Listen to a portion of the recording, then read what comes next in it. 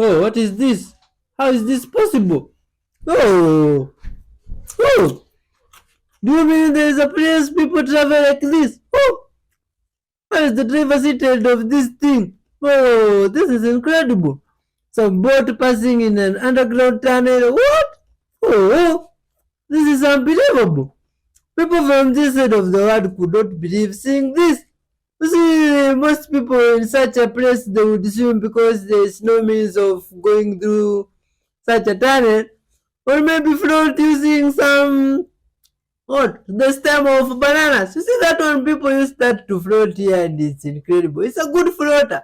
You can try it sometime when if you have one. The banana stem is incredible. Oh, but these guys use some boat, and it's just wonderful how people live in different parts of the world. Y'all that get these evil feelings in New York, here's why. See that map right there? Come out of the Library of Congress. You see the bull? Do you know about Baal worship? Y'all know George Washington had everything to do with all these plans, right? Stay with me because I'm going to make this even clearer. Here's a helmet from Charlemagne bloodline. You see the bulls? You see my past videos. I tell you something about Charlemagne. Here's another map, 18th century map, plan of New York. You can see the bull. If you don't, let me make it clear. Here it is. I outlined it for you. Now, if you still deny it, it's because you're just lying to yourself. How fair is that? But use some logic, y'all. It's all it takes. Logic is the opposite of magic. That's the way I see it. Logic, magic, and magic is nothing but illusions. Like this. Nothing but illusions. Bell worship here.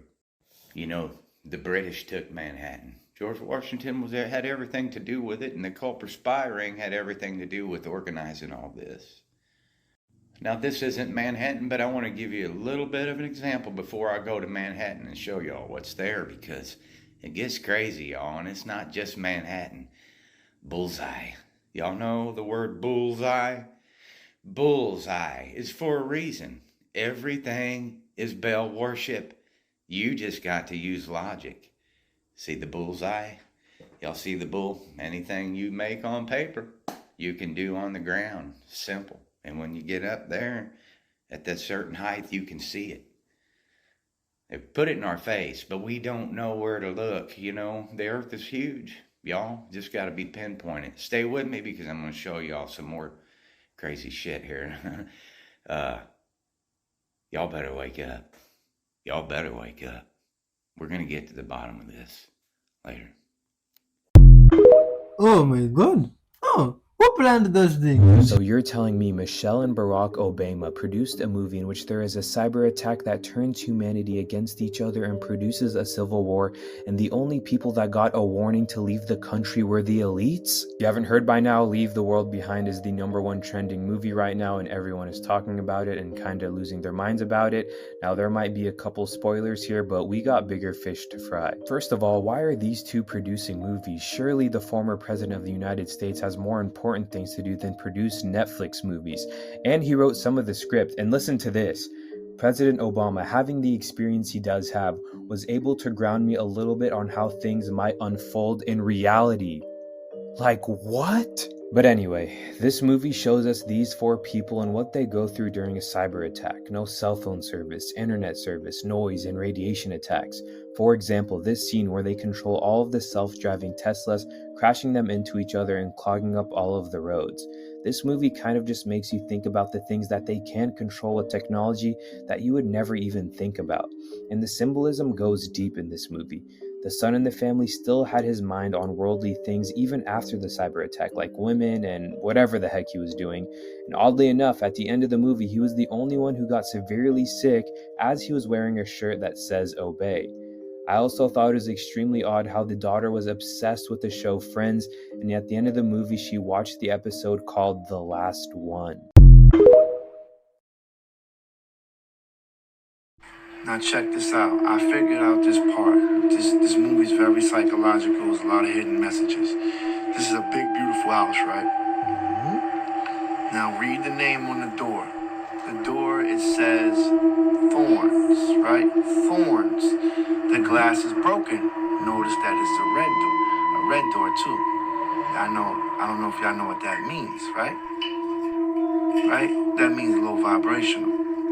Now check this out. She's in somebody's big house, eating up their food. So they're saying this world is somebody's house. Pay attention to that. There's a picture of a melanated family, look, right there, in the living room. And she's what? Trespassing. So they're saying what? She's trespassing in their house.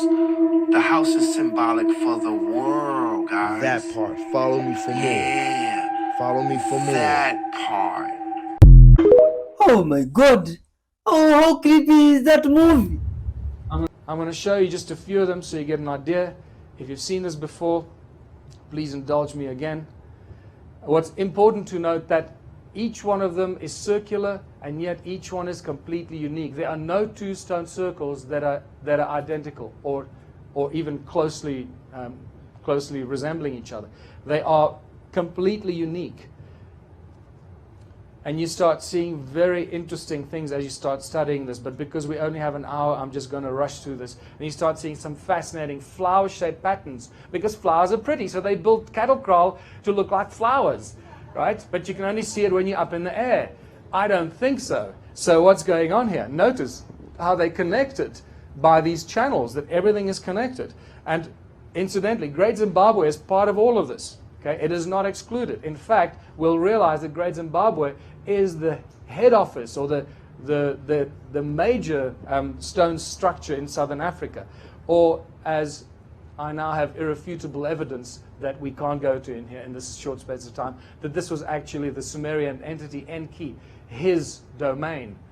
The problem with these stone structures and these cattle kraal is that they aligned with the movement of the sun and solstices and equinoxes, and also sacred geometry and 5-factor and so forth. So, and hexagons suddenly come out of it. And you realize that these cattle kraal must have obviously been built for holy cows, because otherwise these guys were really wasting their time.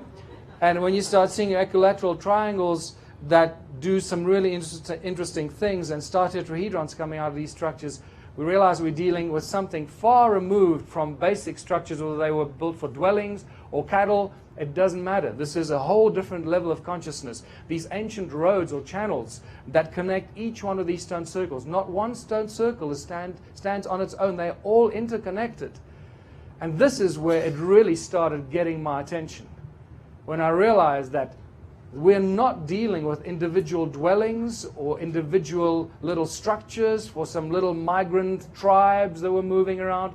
We're dealing with a vast network of structures that are interconnected by these channels that are not roads, as our history books in South Africa call them, roads to drive their cattle on. Archaeological drawings from 1939 show us that there are no doors and entrances. And if there are no doors and entrances, and they're all connected, as you can see, like a bunch of grapes, sometimes singular walls and sometimes concentric walls. And now the plot thickens, and they're all connected. If they do not have doors and entrances, they cannot be dwellings. They have to be something else. And this is where it gets really exciting. Clearly, there is something going on here that we got no idea about, that history has never recognized. A vanished civilization, we have no idea or clue about what they were doing. But now we do. And that's why we're here.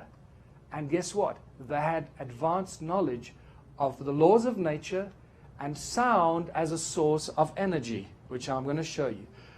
And this is where my real breakthrough moment came, when I realized that the stone they used was a special kind of stone, mostly known as hornfels. They also use a very dense kind of dolerite, which to an untrained eye looks just like hornfels. But the common denominator they have is that these stones ring like bells. They conduct sound. So the next question is, well, what are these stones made of? Well, they're made of a lot of iron, and made of mostly this other stuff, the second most abundant element on Earth next to water, and that is quartzite or silica. And guess what we use quartz and silica for in the most advanced technology today? And so what are we learning from this? We're learning that you don't have to extract the silica out of the raw material to put it into fancy shiny little metal boxes to sell to people, because you only do that if you want to sell it. If you know how the stuff works, you leave it in its original form because it's infinitely more efficacious in that original form. You're not breaking its energy around it by extracting it, because you want to sell it, and leave it in the stone. This is why the ancients worked with stone, because they understand how to use silica, how to use the laws of nature and all these things around us for their own benefit. And now that we know that you can store digital information in crystals, large amounts of terahertz in real crystals, you no longer need little chips that we put in our computers. I'm suggesting that hold on to your crystals, because there's a new law that's going to be passed that crystals are now suddenly illegal. Because now, we can't have people storing trillions of terabytes of information into one crystal. That's not good for business, is it? So just watch this space. I'm not sure what's going to happen there. So, and it's only really in 2009 that the world was introduced to Caesar technology. Until then, we only knew about laser technology. Now suddenly they're talking about Caesar technology. Laser uses light, coherent light. Caesar technology uses sound. Bingo. Here we are, going back thousands of years, suddenly understanding what these ancients did. They didn't necessarily use light. They probably used light as well, but they most likely used mostly sound. Caesar technology, therefore the cone-shaped tools, the cone-shaped stones, the ice cream cone phenomenon that you find in all these ancient sites, from the pyramids to Stonehenge, to the Bosnian pyramid, to all over the world, to Edlitz at Coral Castle, and these spectacular cone-shaped tools that I've been finding. And you can see that these stone circles, all of them resemble cymatic patterns, cymatic shapes. And that's exactly what they are. They're just cymatic patterns representing the sound frequency in the earth at that specific place. In other words, each stone circle is an energetic plug point into the earth, sucking out the energy through sound at that particular space. Are they all connected, making one huge giant energy grid? And the magnetron plays an important role here. Magnetron is a device we use extensively today in modern technology. So magnetrons are incredibly powerful things. So you can imagine how powerful a magnetron of about 20 meters in diameter is. So I believe that we're dealing with advanced knowledge of the understanding of the laws of nature and using sound as the source of energy. I'm going to come back to this. So we're looking at one giant energy grid, creating huge amounts of energy, all connected, all for the mining of gold and whatever else we haven't figured out yet. We've measured electromagnetic activity, we've measured sound frequency, we even measured the decibels at which these frequencies come out of the walls, these stone walls. So we have free energy, people. The ancient civilizations of Southern Africa have given us free energy. Yeah. Our ancestors were very wise.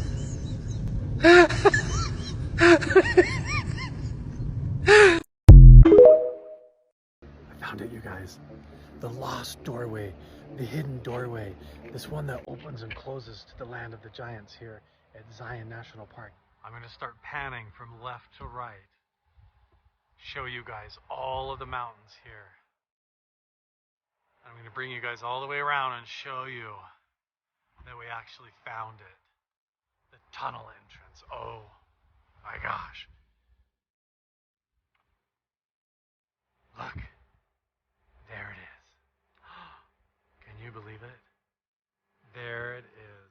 The tunnel entrance. All the way in. Was this made by giants? Who put this there, you guys? Clear up there. It looks like some kind of an ancient temple in the mountainside. Oh, we found it. There it is. Except, I'm going to debunk it right now, you guys. I hate to burst your bubble, but that is... Oh, good people. What do you think made those tunnels? You see, some things that were found here, they're really creepy and peculiar. And you wonder how comes those things were here before us, and they said that the people before us were primitive. Anyway, much love to all humans, you see? And you guys, help us spread this message of love, peace, and unity. That's what we are all about. Watch this video till the end. Hit the like button, you see? Leave your comment there. You are loved and respected. And you see, some people ask which fruits I eat here. And this one we said it's called good fruit. I don't know how you call it in your language. You can tell us in the comment section. We have a tree nearby here, we get them and they're just interesting and they are very good. They help hair to grow. Anyway, let's keep watching. Much love to all people. So I'm here in the Israel Museum, and just up here is the hoard of tools and weapons made of copper that were found at Monash. And here we have the most impressive part of this collection, which are these 4 giant spearheads. The largest one there upside down. This is the largest spearhead ever found in the land of the Bible. Here is on display more spearheads from the Bronze Age. These are typical spearheads. You know, they look maybe 6 inches long, 7, 8 inches long at the most.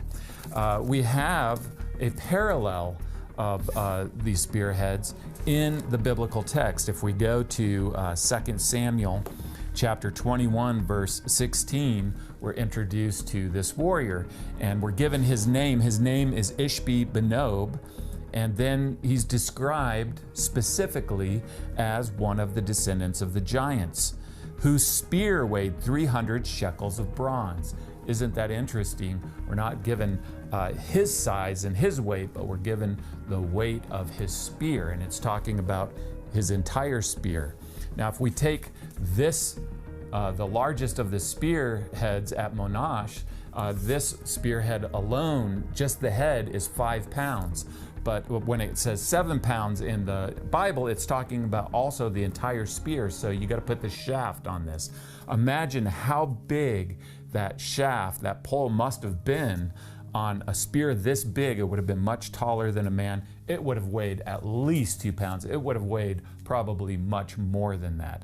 This is probably a bigger spear, a heavier spear than the one that's described in 2 Samuel 21:16. This article is the authors write this: the spearheads bear signs of use, especially the heaviest, which is bent in one spot and worn in several places along the edges. Okay, so they're saying that these spears bear the evidence that they were used as spears. Oh, those must have been very big spears.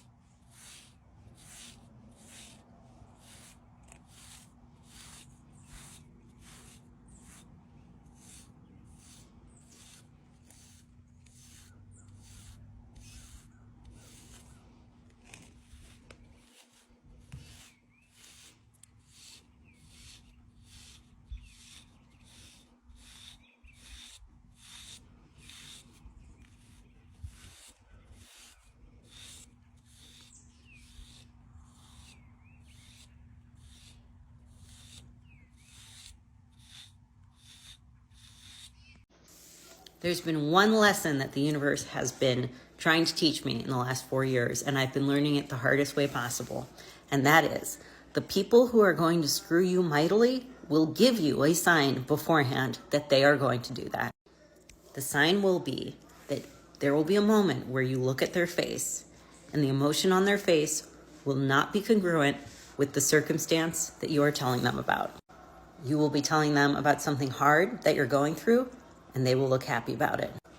Or you will be telling them about an achievement or a success, and they will look disdainful or mad. Supposedly, there are people whose facial expressions just don't match the emotions that they're experiencing. I have not met any of those people. I consistently meet people whose faces are exceptionally transparent about what they're feeling. And when I have gaslit myself and told myself, oh, that's just how they hold their face, or oh, that's just how they are, that has put me in the position of handing power to people who are going to use it to put me in nasty situations. It is not just how they are. It is not just how their face looks. It is they don't like you, and they're not being honest about it, because there are many, many reasons that someone would not like us and not be honest about it. So don't gaslight yourself. Don't talk yourself out of it. Look at their face, take in the data, process it, make your moves strategically. So those same people who are giving you the stink face when something good happens and giving you a big old smile when something bad happens have no power to put you in any kind of bad way. If the vibes are off, the vibes are off, and you, my dear, know when the vibes are off.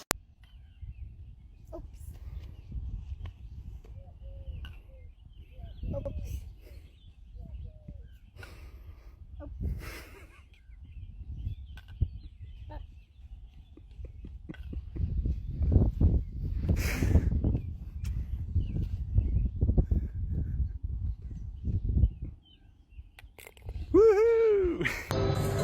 看保行，我在这里的，我在那里的。哎，这样，那你不对的，你在你。 Oh, what's a hidden talent? The holy quacker. What? That stuff is just standing on one like that? Oh my god. I think my seagull barks. Watch this.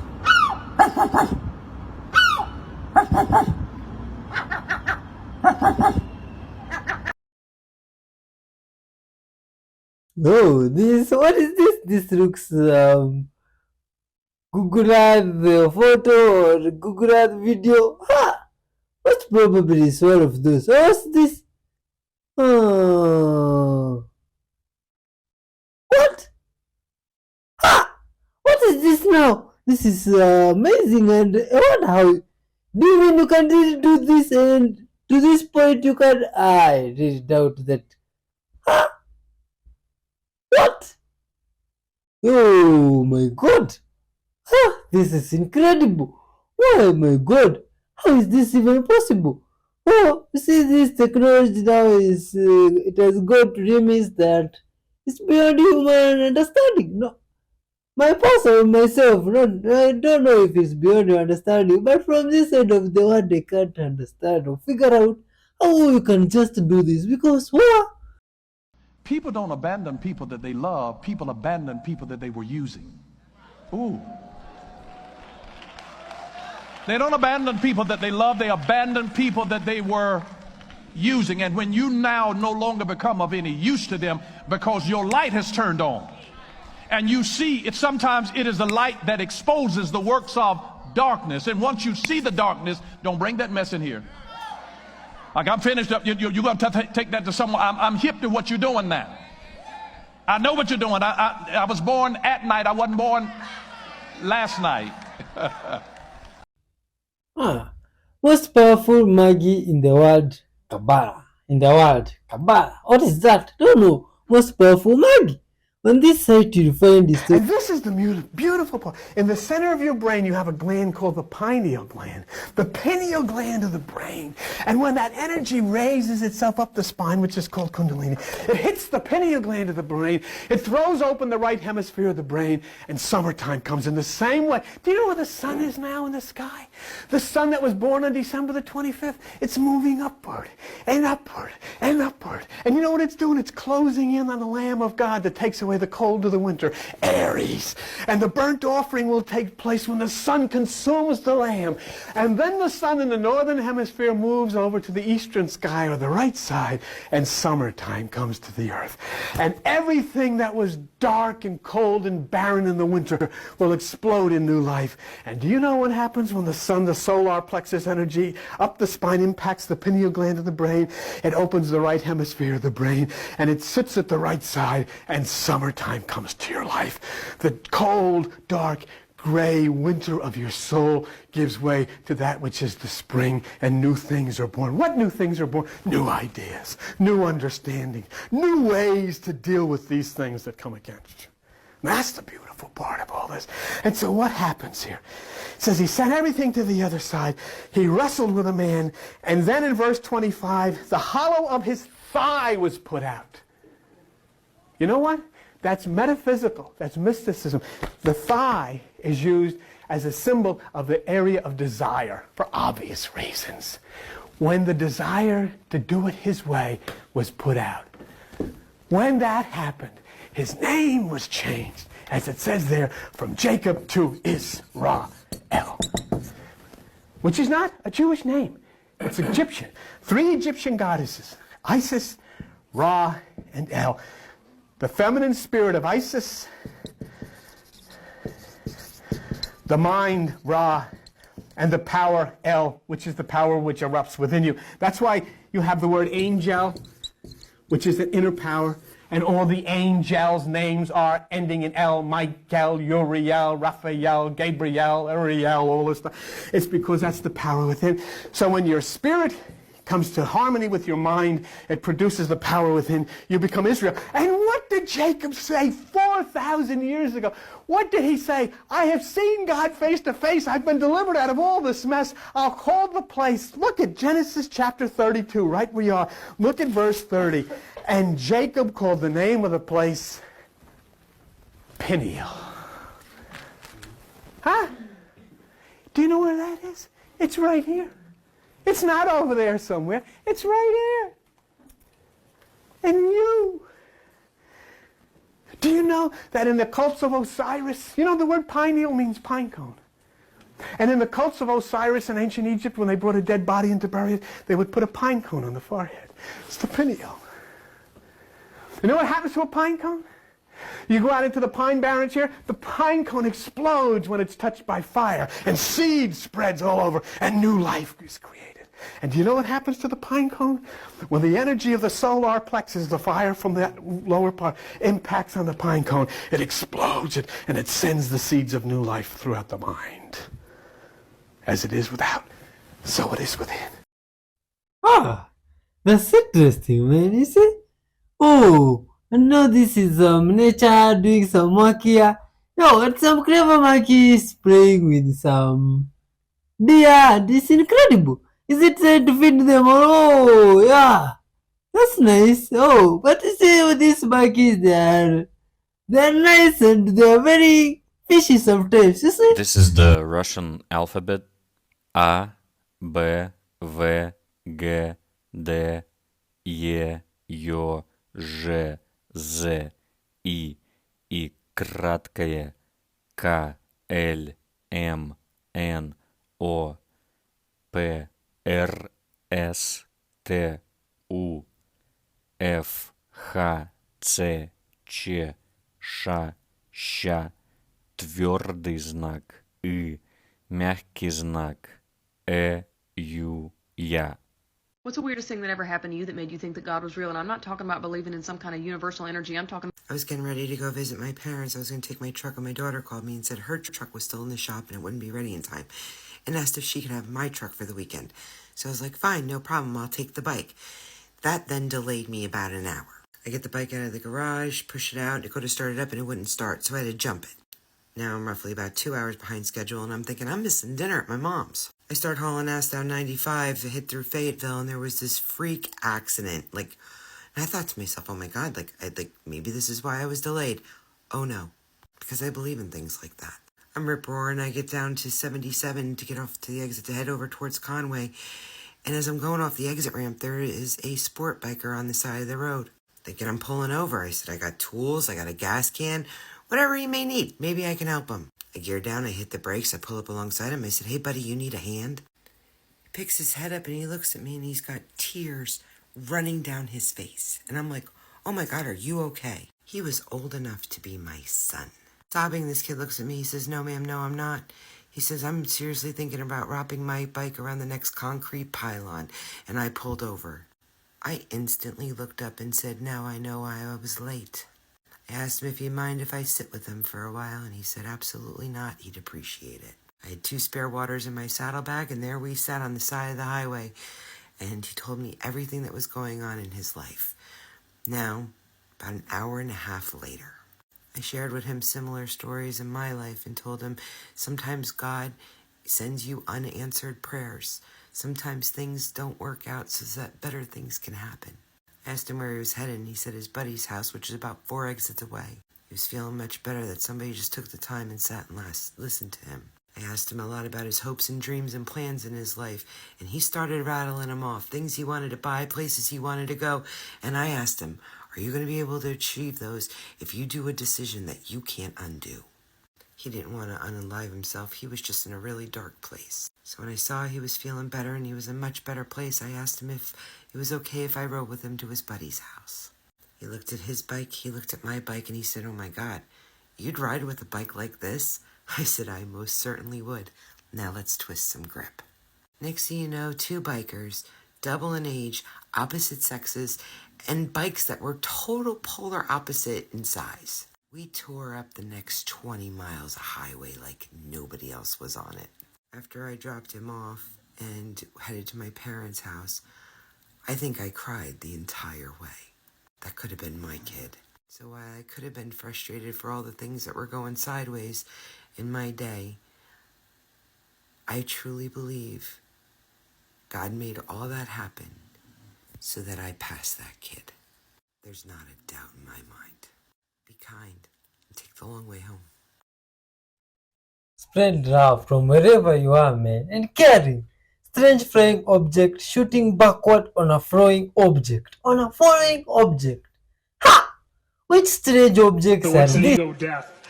An ego death is getting to the point where you really, really experience the idea that you actually are going to be completely and utterly annihilated, that there'll be absolutely nothing of you left in existence, and then suddenly you find you're all that's left.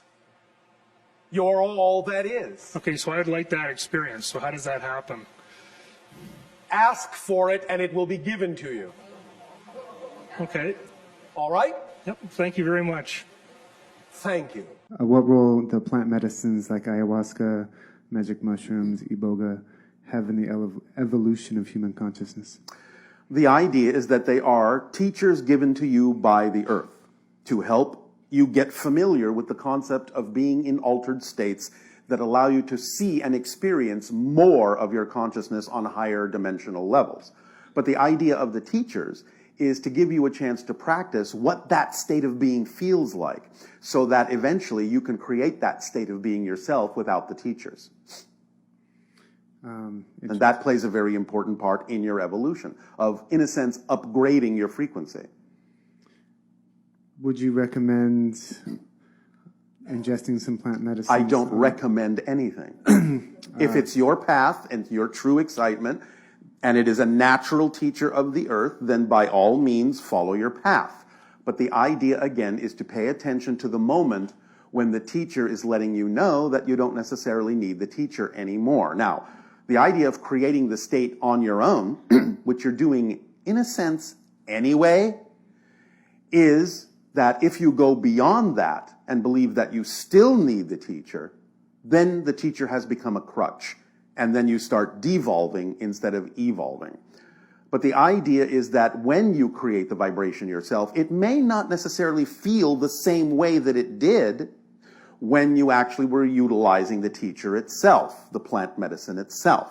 But that doesn't matter, because you will be different, and therefore the state of being will feel different. And it will be for the purpose that you are applying it, so the situation will make a difference as well as to how you feel that vibration.